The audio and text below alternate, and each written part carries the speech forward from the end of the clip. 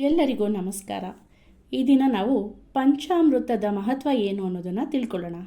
ಎಲ್ಲ ದೇವಸ್ಥಾನಗಳಲ್ಲಿ ಇಲ್ಲವೇ ಯಾವುದೇ ಹಬ್ಬಗಳಲ್ಲಿ ಅಥವಾ ಪೂಜೆ ಮುಗಿದ ನಂತರ ಈ ಪಂಚಾಮೃತದ ಸೇವನೆ ಮಾಡ್ತೀವಿ.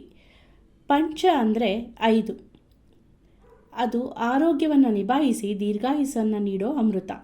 ಅಂದರೆ ಶರೀರದಲ್ಲಿ ತೇಜಸ್ಸನ್ನು ಹೆಚ್ಚಿಸೋದಕ್ಕೆ ಹಾಲು, ಶರೀರದಲ್ಲಿ ಧಾತು ಹೆಚ್ಚಿಸೋಕೆ ಮೊಸರು, ಶರೀರದಲ್ಲಿ ಬುದ್ಧಿ ಹೆಚ್ಚಿಸೋದಕ್ಕಾಗಿ ತುಪ್ಪ, ಶರೀರದಲ್ಲಿ ರಕ್ತ ಹೆಚ್ಚು ಮಾಡೋದಕ್ಕೋಸ್ಕರ ಜೇನುತುಪ್ಪ, ಮತ್ತು ಹಾಗೆಯೇ ಮಾಂಸಖಂಡಗಳು ದೃಢವಾಗಿರೋದಕ್ಕೋಸ್ಕರ ಬಾಳೆಹಣ್ಣು ಅಥವಾ ಇತರ ವಿವಿಧ ಹಣ್ಣುಗಳನ್ನು ನಾವು ಪಂಚಾಮೃತಕ್ಕೆ ಸೇರಿಸ್ತೀವಿ.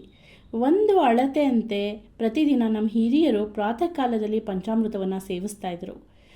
ಹಾಗಾಗಿ ಅವರು 100 ವರ್ಷಗಳ ಕಾಲ ಬಾಳೋದಕ್ಕೆ ಇದು ಕೂಡ ಒಂದು ಮುಖ್ಯವಾದ ಕಾರಣವಾಗಿತ್ತು.